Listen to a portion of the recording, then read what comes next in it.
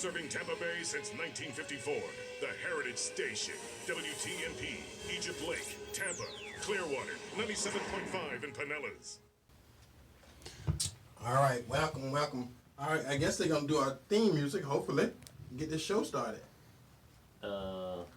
Okay, go ahead. Go ahead. They don't have it? The computer froze. Okay, all right. All right then, we Okay. shall move along. Okay, we got technical difficulties, so Hitting it cold. Hopefully we are online. So Yes, we are that. I think the show is going. So if the show is going and you can hear me, this is Porch Talk Radio. This is always the way I want to get started. Yes. Technical difficulties. Live. But again, the good thing about technology is when it works, it is great. Oh man. But when it don't work, you got to deal with that too. So anyway. Absolutely. Welcome to Porch Talk Radio. This is Saturday. This is your host, Eddie Adams Jr., and the co-host, Gabriel Phillips, is here in the studio. Live on Facebook. We're Share on it, Facebook please. Live. For those folks who are with us on Facebook, this has been one hell of a week. So got a lot of stuff going on. Don't want to miss anything. Oh my goodness, Let me go ahead and give the information out as to how we do this. This is Porch Talk Radio. We are not your traditional radio station talk show. We're a little bit different, a little conservative bent. We're not politically correct, and there's a bunch of other stuff out there that we're not. But again, we don't have time. It's only a 1 hour show. So let me go ahead and give out the number. If you want to call in during the show, which implies you want to be on the air, the call-in number is 813-251-9867. 813-251-9867. If you want to call me during the show, that's the number.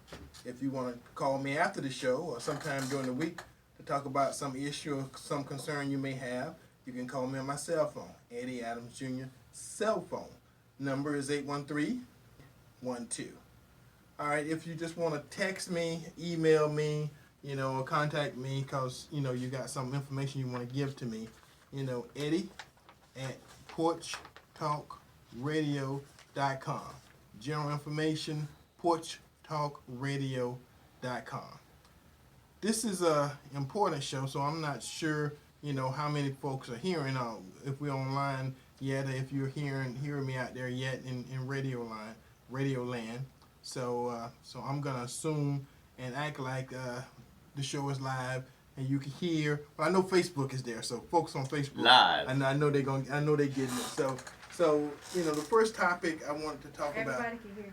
Okay, First first thing I want to talk about is Juneteenth, and I went to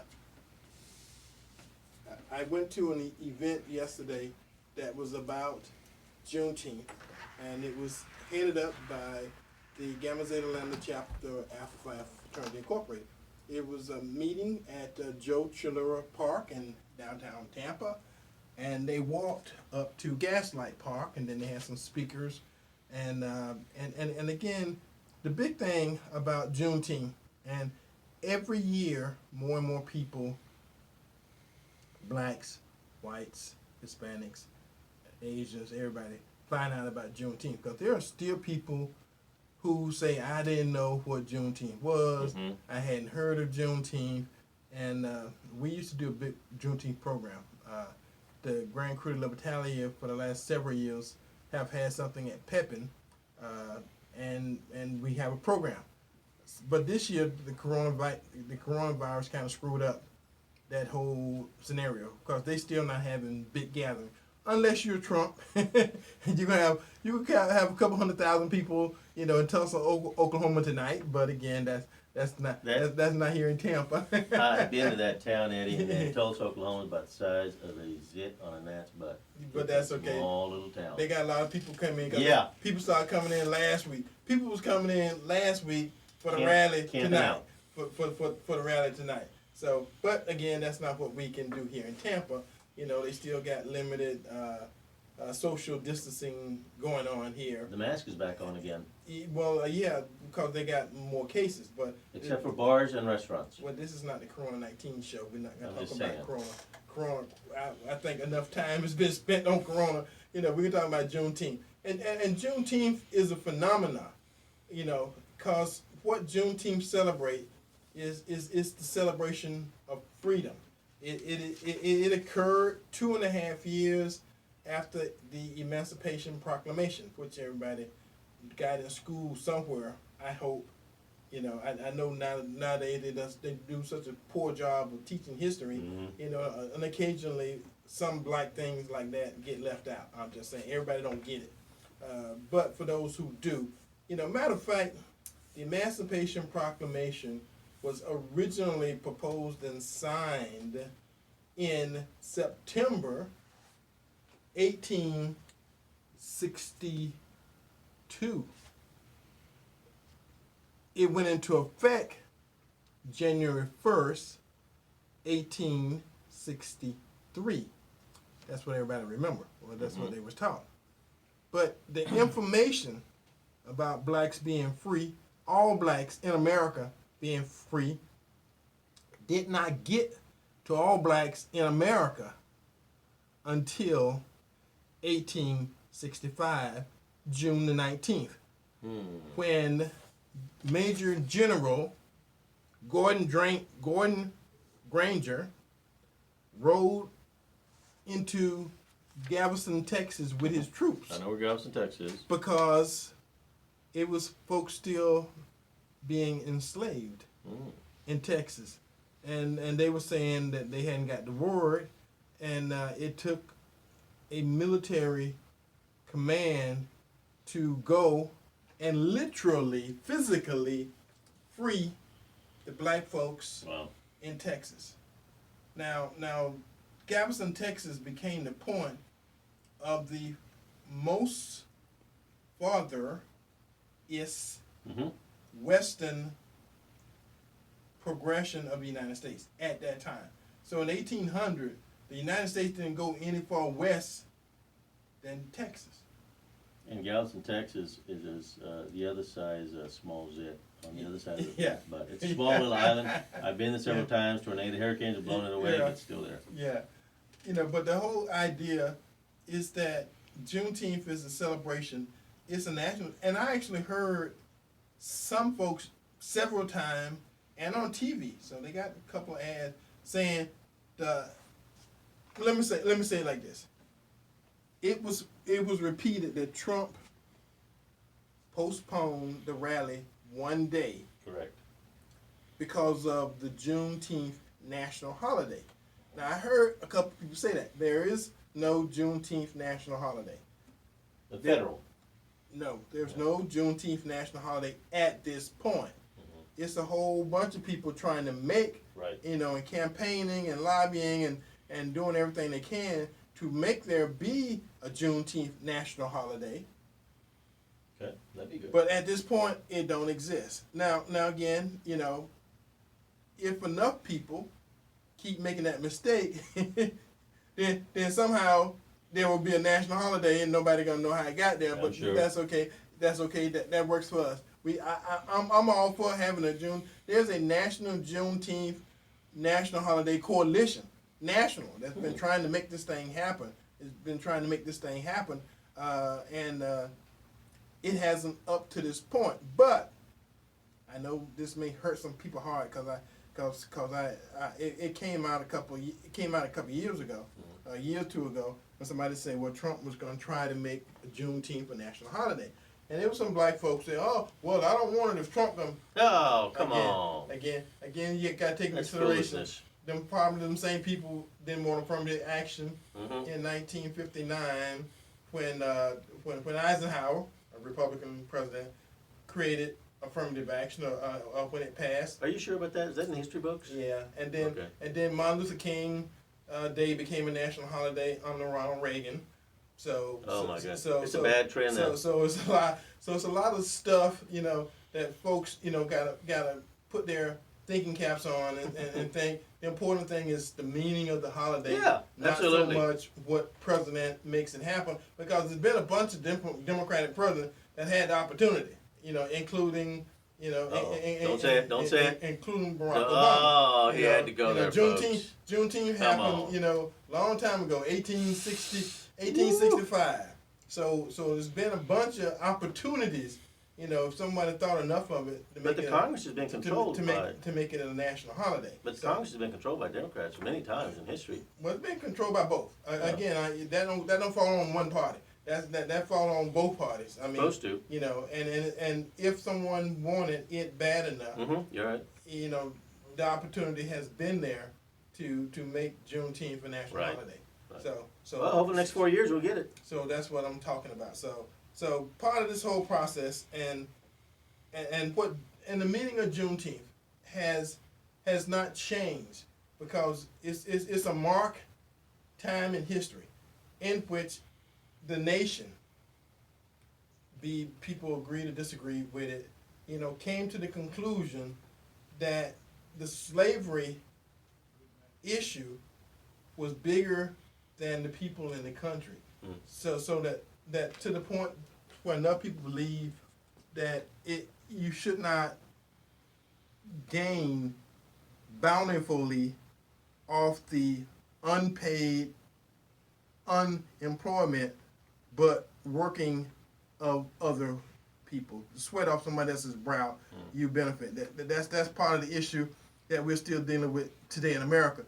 Some people, most, I ain't say most, a lot of white folks, believe that they didn't gain from those millions and millions of hours of free labor by slaves in this country.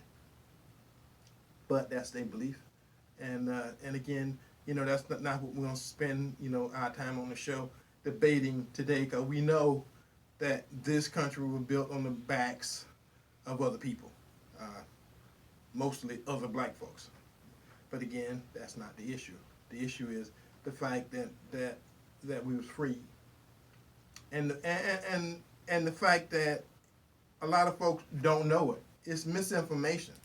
A lot of people never consider it because we've been doing a Juneteenth program for 8 years that I have been involved with it. We have had every year to educate more and more people. That was kind of why we started doing the program, to educate people, in advertising and seeking sponsorship and seeking speakers and leadership, so that we have folks involved every year.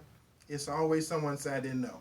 Every year someone said I didn't know. Well, I think a lot of people, because like you said, Eddie, there's nothing on social media going out, hey, this is what Juneteenth is about. They're just, we're having some events, but then all people see the little festivals and things, but there's no definition, explanation. Why? What does it really mean? You gave more history right here that I bet you a lot of people when they listen to us knew just in a few minutes right now. Because for some reason they have shied away from that. And it's just, I just call it information. And it's useful information because now you get to know why. A lot of times we find ourselves dealing with certain things in life and we just don't know why, just because it's always been that way. But when you know the history, oh, well, hell, that's a really good thing. Why don't we have a national day? Well, again, enough people haven't raised enough hell about it. Because everybody know and understands that when you raise enough hell about something, it changes history. Because for the better. Because folks get concerned, Right. and in this time, I saw yesterday in the park downtown Tampa, Mayor Jane Castor, giving a speech on what was happening and Juneteenth and all that kind of stuff. Okay, we got a caller, so let me know that somebody out there is listening and somebody's calling in. So welcome to Porch Talk Radio this Saturday afternoon. This is your host, Eddie Adams. Who are you? Where you calling from? And what say you? Hello? Yes, hello? It's me? All right. Hey, yeah, okay. Yes, my name is Amanda, and I'd sure like to make a comment. When our people sold us to the whites or to the Americans or whoever we went to, we were sold by our own people, of course. So we can't dismiss that. But when we came to this country, This is kind of looking on the positive side, from contract labor we did.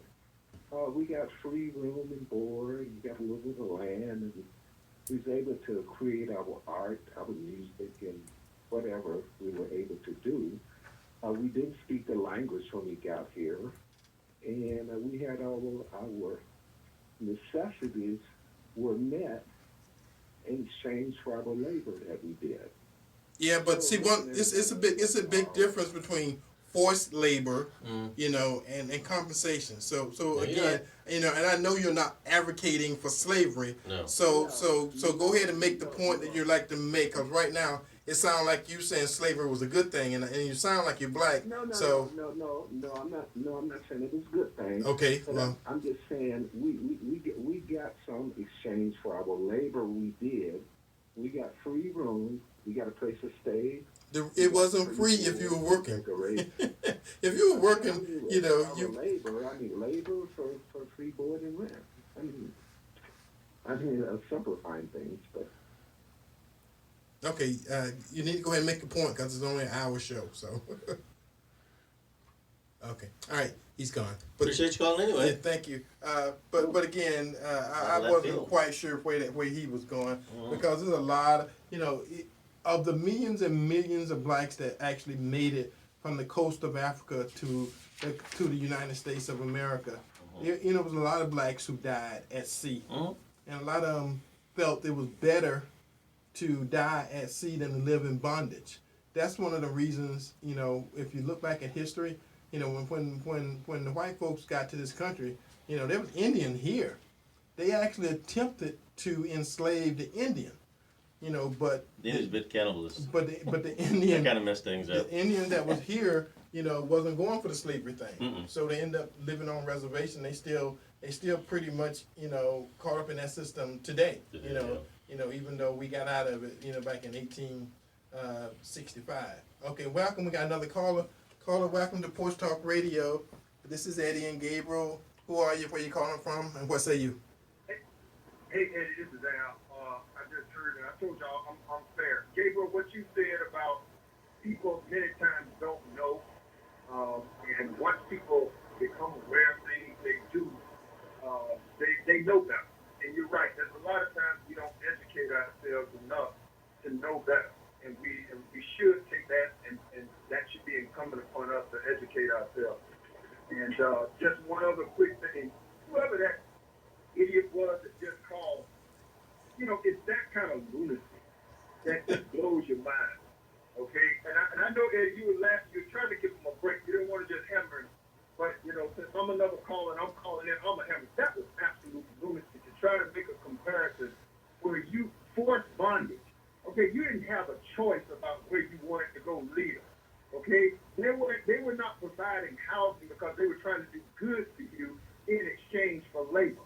They were providing housing just like they do horses and cows because you were chattel and they used you to make money. And you didn't have a choice in that matter. So for that idiot to conflate those issues, it's that kind of self-hate and lunacy that just blows your mind. I can't see somebody be that ignorant in this day and age where there's ample opportunity to find out good information, and that person would even call. I wouldn't even waste my airtime with an idiot like that. But nevertheless, that's just me. And then just one other quick thing.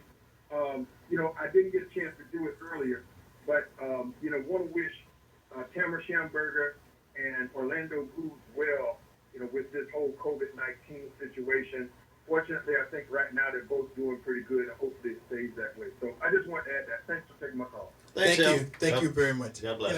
And I didn't want to, it didn't behoove me to go off on the guy, because I think, somehow I think he was halfway serious. He just didn't understand. He just didn't know no better. But that's the same as taking your dog, taking a cow, taking a pig. Pigs eat good. They get fattened up and then they go to the slaughter. Eddie, I'm Hispanic and I was offended. Yeah. I was like, oh my goodness, what in the world? Out of left field. Woo! But that's saying the cows and the pasture, they getting free room and free air. But they're gonna pay the ultimate price before it's over with. So again, if that caller is still listening, God bless you. I'm not sure what point you were making, but I'm sorry. It fell on the wrong ears. Maybe one of the other shows earlier in the day, it may have came out differently. But on this show, brother, I got to call you out. That made absolutely no sense whatsoever. And if that means you don't understand what forced labor is. What slavery was. Like, people wanted to be enslaved. Mm-hmm. People have been being enslaved, throughout time. And the nature of Porch Talk Radio is to convey information. We talk about stuff that a lot of people won't talk about. And the fact that we're talking about it, and we got people who are watching on Facebook. Live. Facebook, live.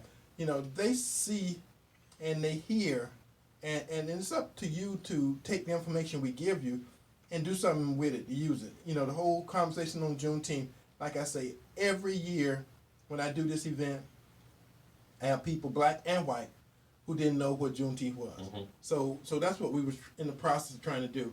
At least make sure people knew how and what it meant. Now, it means different things to different people, and that I understand.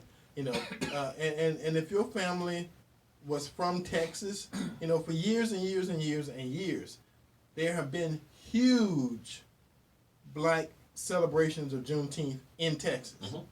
Mm-hmm. And over the years it's expanding, to many other states in the country that are having huge Juneteenth celebrations. And in Florida, even here in Tampa, over the last several years, it has expanded from one day to several days to almost a whole month of activities happening, in the name of Juneteenth. So Excellent. if we ever can get this together, people won't have to question what is it, what do it mean, Right. all those things, because the knowledge will be general knowledge. Everybody would know and understand whether you got it in school or not. That's something that if you ever want to know something, you can always Google Juneteenth, because it's tons and tons of information.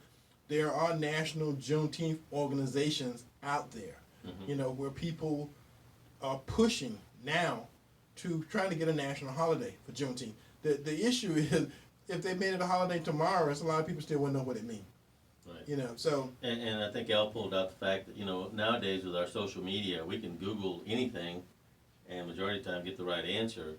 And the fact that people aren't doing it, they're having to be spoon-fed. right. It's like, well, all right, but we have the access 24/7. Anybody can from their phone. Right. Majority of people do have smartphones. They can just Google whatever. What is Juneteenth about? Yeah. And I'm sure it'll pop up. Okay. Wikipedia should have something. We got another caller. So caller, welcome to Porch Talk Radio this Saturday afternoon. Who are you? Where you calling from? What say you? Hello? This is Adam from Tampa. Yes. Adam. Okay. Just wanted to give some credit to your President 45 that, he made Juneteenth famous, because he said that. He said that if he didn't move his rally to Saturday, that nobody would have known about Juneteenth. So I guess we got to give credit to 45 for making Juneteenth a trending subject right now. But I would give him credit for it, but I'm not going to give him credit for the activities and everything that's happening for Juneteenth. They were going to happen whether Trump moved his rally or not. I'm just saying. Yeah. But thank you, Adam. You're right about that. Yeah. Notice of it because it's trends. What would you have thought about, as a supporter of 45, what would you have thought if he had held the rally? Didn't give a crap one way or the other, because like I said, we've been doing events for the last 8 years on Juneteenth, and Trump has not been president for 8 years, so it would not have affected anything that we were doing, or anything that was happening, and if we've been close to Tulsa, it may have made a difference, but since we're not, it didn't make much difference one way or the other. All right, and so what we're going to do, this is the bottom of the hour. I'm going to go ahead and let Gabriel get a couple of words in, and then we're going to go on to our next topic, because, I was in Atlanta for a whole week pretty much, and a lot of stuff is going up there, and I was up there doing the rioting and stuff, so let me let Gabriel get his Glad you got 2 back cents safely, in, Joe City. and then let us do the on this day, and then we'll start the next part of the show. Fire it up from there. All Well, Eddie, something that stood out to me this past week is this term keeps coming around in the media about systemic racism. Systemic racism. And it didn't really have much, in January nobody was talking about that, or last year nobody was talking about it, but right now in the media, it's a continuous trend that keeps coming up. And as I began to look at who's talking about that word, who's using the phrase, what are the towns that have been the most affected in our nation right now with the rioting and everything, and who's yelling about systemic racism? And as I looked through this past week, it was so blatant. And I've never claimed to be the sharpest tool in the shed, Eddie, but I was kind of able to look and go, wow, this looks too obvious. I know that Nancy Pelosi had 4 pictures removed this past week from the White House. And I know we got a caller, so soon as Gabriel Hang tight. Finish his thing, we'll get to the caller. Yeah, hang tight. So Nancy Pelosi moved on something this week and said she didn't want to embody the violent bigotry and grotesque racism of the Confederacy. So she had 4 pictures removed from the White House. Of course, they were Democrats who removed the pictures. And then also, if systemic racism exists, I had a good buddy of mine last night I was talking with about this, and he was strong on there's a bigger picture going on. And as a black man, very educated man, and I said, but listen, if systemic racism is existent, why is that every town that's had the major riots, that's had these race riots, let's just call it Trayvon Martin, all these towns this has all happened in, they've all been under Democratic mayors, black usually, police chiefs, Democrats, black usually, and some of the governors, most of the governors, black. And today, all the rioting is specifically happening in those type of environments. If we want to look at systemic racism, I think maybe that is it. And if that's the case, let's change it. But we got to get rid of the old system. We got to get rid of the old people that are keeping it the way it is. Just my thoughts, observations from this past week, Eddie. That systemic racism keeps popping up, but it seems to be on display in towns that have been for decades under control from the Democratic side, Eddie. Unless I'm missing something, if we need to change the system, I agree. Let's get them out of power. Let's get somebody else in there because their ideas of decades have failed. All right, since you kept calling my name in that whole soliloquy, okay. That's a nice word. I like that. That's worth a quarter. It's not about Democrats and Republicans because racism, itself, even though the demonstrations and stuff have occurred in black communities, a place traditionally run, it's where a lot of these places are places where you have large numbers of blacks. So even though we only represent a certain percentage of the national population, 15%. We still represent folks and opportunities like the conversation that black parents have with their kids, their especially young men. Some with their daughters about how you act when you get in places and you deal with the police. That's a real fear, and that's part of your education and your upcoming, and that's how you try to keep your family safe. But needless to say, it's a lot of places, that systemic racism affects everybody, even though people don't understand how systemic racism, that's not racism. A lot of people can't even define systemic racism. They don't know it. I agree with you. And if you're black, you see it every day. Now, are you aware of it all the time?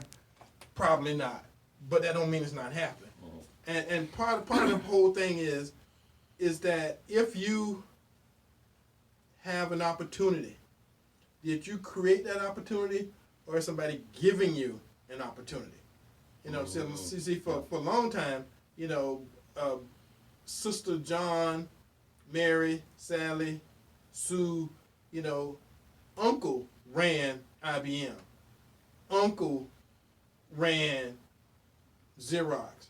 Uncle ran Microsoft. Uncle ran Ford, Chrysler, General Motors. All those companies had places for their family members to get jobs. And a lot of times you didn't have to be a family member. If you looked enough, if you knew the right person, connections. You can always name drop and get a job. Whereas a black person couldn't walk in there and get that same job. They couldn't name drop. And the same with the police. A lot of the police officers, know the neighborhoods they're in, and a lot of them know, Officer John or Officer, bubble, officer, whatever. But see, in the black community, they're there to do more serving than do more protecting. We're here to serve, not to protect. And I don't mean serve in a good way. When they're in the white neighborhood, they serve and protect. When they're in the black neighborhood, they're the issue. They issue and to serve, to you, make sure you stay in control. So again, that's a little out of place, but there's systemic racism that happen all of the time, especially if you're black. And you don't have to be aware of it for it to be happening. And the fact that more and more people are becoming aware of it is why we're kind of in the place where we are today. Because they've been having race riots ever since the 1800s. So when the issues in the community get to the point where they're boiling over, and you get people rioting, now for some reason or other, rioting goes along with looting, and when white folks look at it, oh, they're just looting, they're stealing and tearing up And stuff they're burning down their own people. and burning up stuff. It's terrible. Well, again, that is the cause. That's the symptomatic display of people that are frustrated with the system. That's what systemic racism is all about. For you to abuse people to the point to where, after so long, it's been a while. It's been, probably 40, 50 years, especially since the 60s, since we had the kind of social upheaval that we're currently having. So, but again, On the scale, you're absolutely right. It's big. these people didn't experience it the last time. Most of the people who are doing it now wasn't born the last time we went through this. But it take a number of years for it to build up and build up and build up and build up. Then you have the eruption. Now all of a sudden they're having racial riots all over the country. It didn't just start, the last couple of weeks.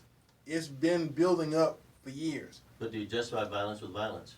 Well, at the end of the day, it's always more people than it is police. Now, if the people ever get together and decide to turn on the police don't stand a damn chance. I'm just saying, but you got to be organized We're to do not that. advocating for that, folks. I know I'm not advocating. I'm just telling you. It's about information. It's about knowing. If you ever decided to get together to the point, because usually when I see the riots, all the police are standing over there with the shields and the bats and the guns and the tanks and the water cannons and all that kind of stuff, and the folks out there with bricks and bottles. Well, you never gonna. That's like in the olden days when the white folks had the guns and the tanks and stuff, and the blacks and the Indian only had bow and arrows and spears. That's what. Now, if ever, the folks that are on the side of peace and justice and the rioting get their own tanks and guns and stuff, then that's how you have a war. So that's a war. That's not just a riot. It's not just a protest. That's a rebellion. And countries all over the world have done that, but most of the countries were white. And both sides had guns and ammunition and all that kind of stuff. It wasn't just one powerful entity suppressing the other one. They were fighting back. But that's the way white folk go to war. It ain't the way black folk go to war. I'm just saying. So anyway, let's get to the caller. We got a call out there who hope. Oh, they're gone. Okay. Well, I needed to go ahead and do it on this day. Come on. Let's get it done. So on this day, this is one of those days, June 20th, in 1782, the U.S. Congress approved the Great Seal of the United States of America. So we got that seal, that presidential seal that you see on everything. What year? Whenever the president in 1782. Oh my goodness. 1782. Wow. So that's right after we became free and became our own country and we start doing stuff and creating stuff and making the United States United States. Look official. We had to have a seal. So all right, on this day, June 20th, in 1793. Now I read about this in school. Eli Whitney, the gin, applied for the cotton gin I remember patent. that. He was patented in March 14th. The cotton gin initiated the American mass production concept. So they start mass producing and starting the Industrial Revolution with the cotton gin. The cotton gin kind of set that whole thing Back up. in the day. Back in the day. On this day, June 20th, in 1837, Queen Victoria ascended to the British throne following the death of her uncle, King William IV. Also, on this day, June 20th, 1863, West Virginia became the 35th state to join the U.S. And I got one more, and then we'll get the caller. On this day, June 20th, in 1943, race-related riots erupted in Detroit. Again. Federal troops were sent in, and in 2 days, the violence had captured the lives of 30 people. 30 people were dead after 2 days of rioting in Detroit. This was in 1943. You know, Eddie, minorities in general just don't do well in cities that have had decades of one side controlling. And they don't seem to catch on saying, let's swap out and put somebody else, that ain't working. It's lunacy, Eddie. Yep. All right, we got a caller. Welcome to Porch Talk Radio. Thank you for calling in this Saturday afternoon. Who are you? Where you calling from? And what say you? Hello? Calling from Tampa. What's up, Eddie? What's up, Gabe? Hey! Yep. I just want to say thank you, Gabe, for calling Eddie's name for 4 times during your soliloquy. Yeah, he really liked that. His eyes perked right up. Man, I loved it. I can't even spell soliloquy. I got to Google that. I love the education he gave you. And, Eddie, I think we should mark today's date for next year's show, this day in history, 2020, that you educated your co-host that it isn't about Democrat or Republican. Absolutely correct. It's about a person. But I just love that you called his name. Thank you, Eddie. Y'all have a great day. All right. God bless. Thank you for calling. Must be your name, Eddie. All right. So the next part of the show, like I'm telling folks, you know, I was in Atlanta this last week, and if you guys were on the rock somewhere, then you may have missed that they was having riots in Atlanta. A black guy fell asleep at a Wendy's. Little did he know that would be his last day on the planet. Now, little did he know that somehow that was a death sentence to fall asleep. Well, he passed out, Eddie. At a Wendy's. Well, He was drunk. He failed his test right there. Again, the fact Doesn't justify what happened at all. The fact that he got shot and killed By a lethal weapon that the DA said 2 weeks earlier that was considered a lethal weapon. again. But he's going for election. Again, let me say this, and don't interrupt me no more. Come on. Well, let me finish this thought.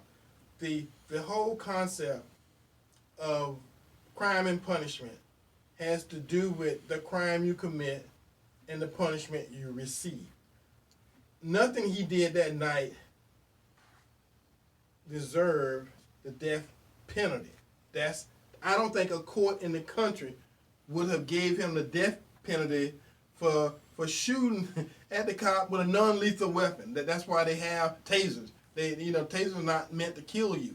I think the whole reason the guy shot and killed the guy was because he was embarrassed that the guy took his taser. I mean, being embarrassed had to be the death sentence, because at that point that guy didn't want to go back to the station and have all the other cops, kid him about, having his taser taken. That's what it was. So his pride was hurt, so he killed. He kind of understands the system. We were talking about systemic racism. Well, had it been a black guy, he may have tried to talk it out, but since it had been a white guy, he may have tried to talk it out. But since it was a black guy, I'm gonna shoot him and kill him because I ain't gonna catch him. He's already in front of me. He was dashing away. He wasn't running. He was dashing in the opposite direction.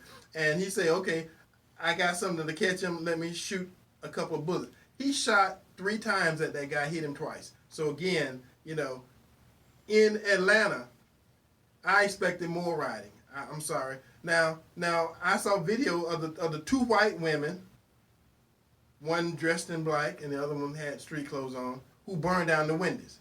So the black folks didn't even burn down the Wendy's, and white folks burned the Wendy's down. They had video of one throwing something in the window, in the bust out window, and then they had another video of somebody spraying lighter fluid or something in there, and that's when the whole thing erupted and blew up in flames. Now you say a 2-cent gauge. So, Eddie, what you just said about justification of death, America could not disagree with that.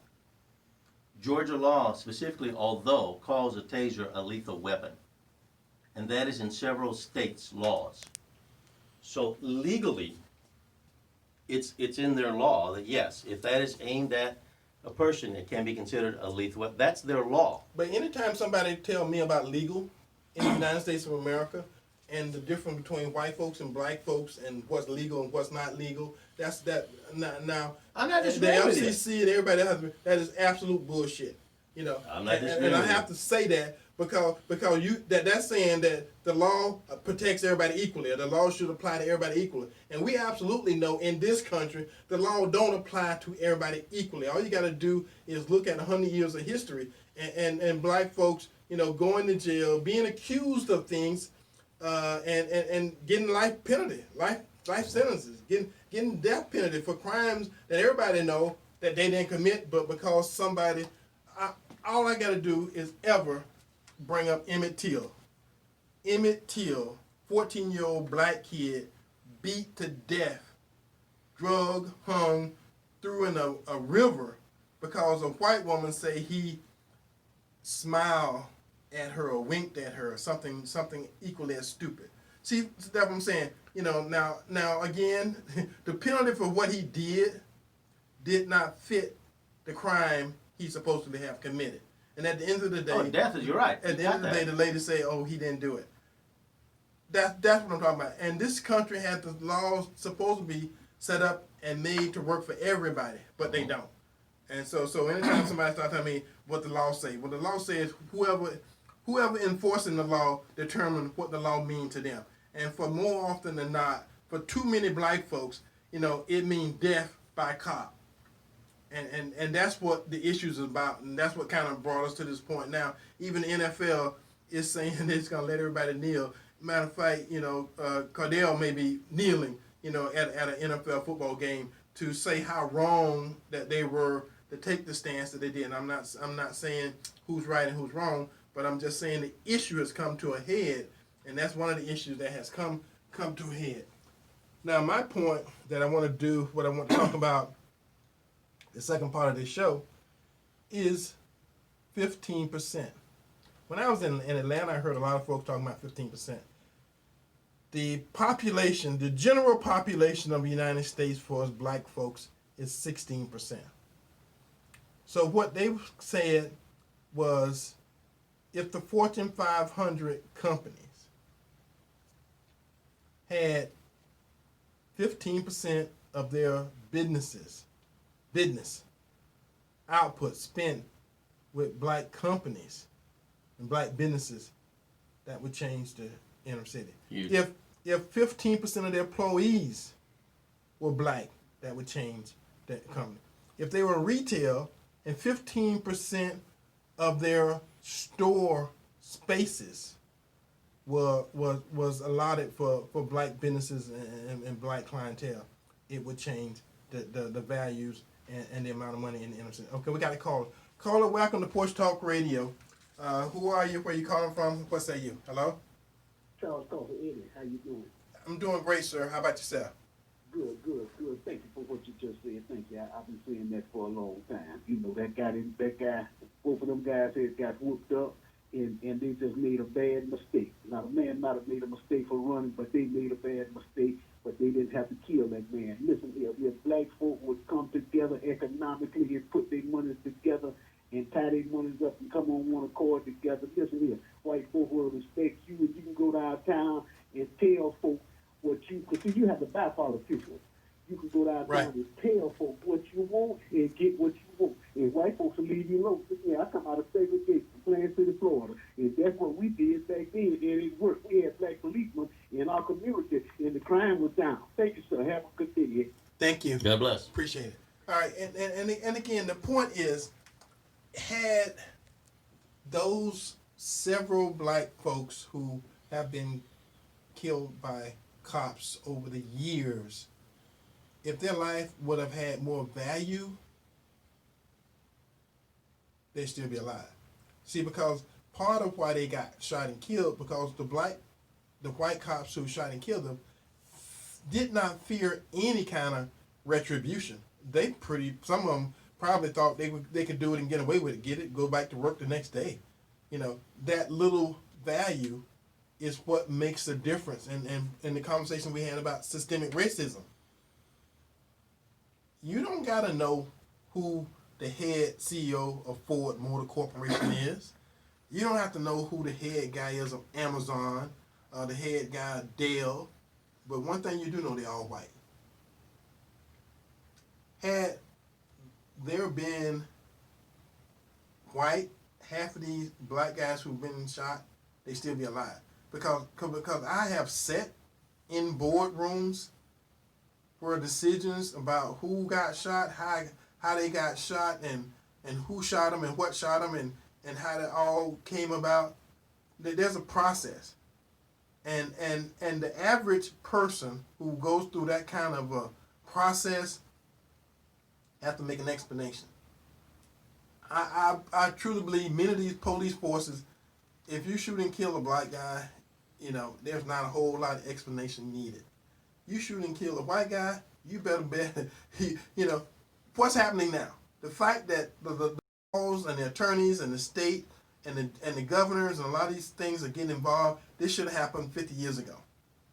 It would have been a different respect for black folks and white folks now when it comes to the system as to the value, because they know if they shoot and kill some young white guy, his daddy may be the owner of Amazon.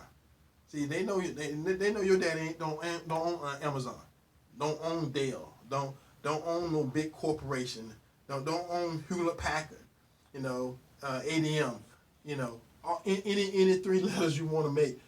They pretty much understand that your dad ain't running that. And if they shoot and kill the wrong white boy, there's going to be some consequences.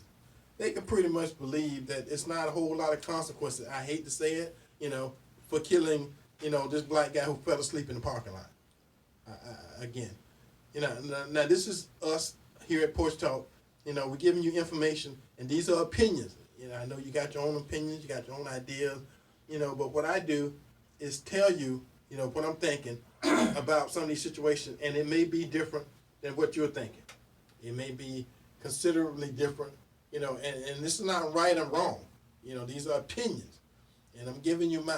Every now and then, I tell you this is not an opinion, this is something I read, or this is a fact, something like that. Other than that, this is the way I see and view the world, and we're just having a conversation. Okay, we got a caller. Welcome to Porch Talk Radio on this Saturday afternoon. Who are you? Where you calling from? And what say you? Hello? Hey, Eddie, this is Al again, and I'm sorry to call on the show, man, but I just got to tell you, I told you I'm fam. Hey, man, you on it.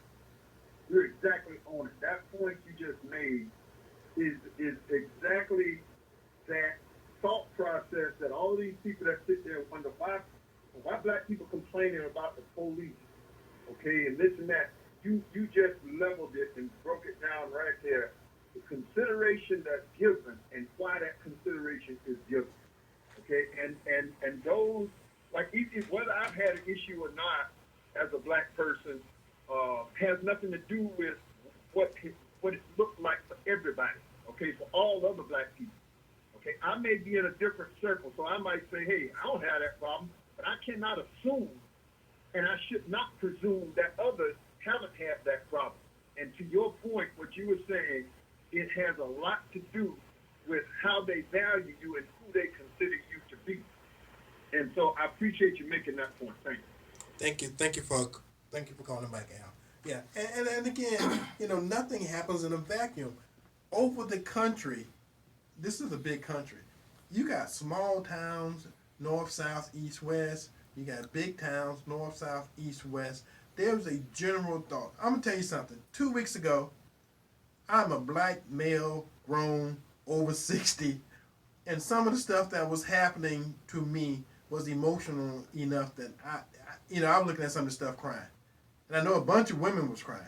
You know, and the fact that to see something like that that moves you emotionally enough to know that folks all over the country was feeling the same way you do. That's how we get what we got over the last couple of weeks. Okay, we got another caller. Caller, welcome to Porch Talk Radio. We only got a couple minutes. Who are you? Where you calling from? What say you? Let's be short. Margaret from Tampa. What I want to say is that we can't get away from the fact that blacks, when they look at you and see you're black, that's a red flag there. It's not just because who you belong to. This rapper, and I've forgotten his name, not too long ago was apprehended by the police. He was walking, and the police told him he looked like somebody that they were looking for because he had on some gray pants or something like that. And they handcuffed him and rolled him around a little bit, but he didn't get murdered, which is a good thing. So it's not just because who you belong to, it's who you are. Thank you. Thank you. Yes. And to add to what she said, you know, because there was a lot of crime out there, you know, and it's easy for black folks to get mistaken because there's, you know, among many police, they all look alike. I've heard that. You've heard that. You know, so for somebody to stop you, I've been stopped. Matter of fact, I've been stopped several times, especially when I was young and I was in college. You know, I went to USF, you know, and there used to be a time, even though it's a black community out there now, it wasn't always a black community out near USF. And once you left campus, if you were walking or if you had a nice car back in the day, I got stopped a bunch of times. I had a Lincoln when I was in college, and I got stopped a whole bunch of times. You know, cop assumed that it was stolen. It was mine. I bought it. You know, but see, a lot of times, you know, there's not the double set of standards, you know, that a lot of folks traditionally do when they evaluate. A cop has got to make a decision, and what the first thing he's gonna do is profile you. So if he's gonna stop you, you know, he can stop you just because you are you. Driving while black. That's been around forever, ever since black folks started driving. And if you're driving a nice car, now he got two reasons to stop you. You're black and you're driving a nice car. And if there's a crime committed in the city anywhere, he now got a third reason to say, okay, somebody committed a crime, they were black, he can't tell how tall you are, you know, but he was black, and they don't know what kind of car they were driving, but now I got three reasons to stop you.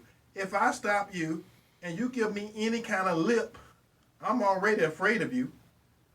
You know, a lot of police are afraid of black folks. They are. I don't give a crap what nobody say. If you're in a job where you're afraid of the people you're supposed to be serving and protecting, that's the wrong job for you. So it's a lot of people got the wrong job. I know we only got a couple minutes, so let me go ahead and let Gabriel say a couple more words because he's biting at the bit here, and then before we get the show with. And again, this is Porch Talk Radio. Go ahead, Gabe. Don't forget, folks, we're on Facebook Live. Share that, please, with your friends and family. We have education going on all the time here on Facebook. Share it and like it, please. Let us know we've got people out there watching. You know, Eddie, and again, I understand the emotional side that happens. A life was taken. And I'm, as a Hispanic guy here, I'd say I don't, you know, whether he was Hispanic, black, or white, I could say, wow, a life was taken. Unfortunately, people that have been caught doing wrong get killed, and that doesn't justify the killing.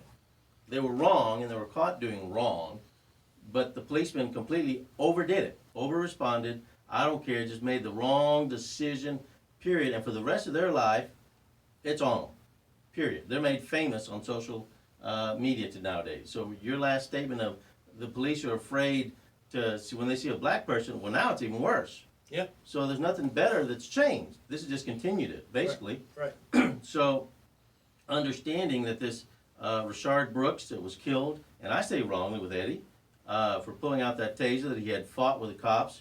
He was he had been in jail for the cruelty to children, battered to a family member, and this is the second felony DUI, it looked like. But it doesn't justify the force that the policeman used, even though Rashard had fought him and took away his taser. And Eddie said it'd be embarrassing going back to the station. Hey, somebody took my taser. The law is written to where that was considered a lethal weapon in that state, and many states are the same right now with those tasers. that can be considered a lethal weapon. So after it's all said and done, folks, I understand the emotional side of what's going on. I understand human life was taken. But as of right now, I don't see anything that's going to change anything, Eddie. And that's even sadder. Well, see, that's why we have That's to. even sadder. That's Eddie. why we got to elect judges that understands what the law was actually made for, and have the law protect everybody equally. So our position as black folks got to be to, you go down the ballot, half the people on the ballot, very seldom do you know who the judges are. Correct. Who are making these decisions. And I'm gonna tell you something else. If the police fear the judges, that somebody gonna put their life up because they took a life, put them in jail for life, put them in jail for anything, because that more often than not, you're a police, you go to jail, somebody in prison remember who you are, they in there for life, so they kind of take your word. So again, if you have a system that systematically start treating the police like the police treat these black folks who they're shooting and killing, guess what? They're gonna think about it twice before they shoot and kill somebody. Now they may have to run you down.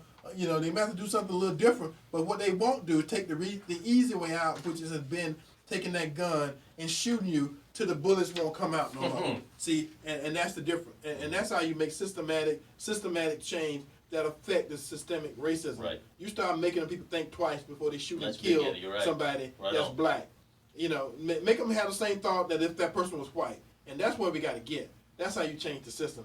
And that's how the system changes itself. And until next week, when we do this all again, thank you for listening to Porch Talk Radio. This has been Gabriel and Eddie.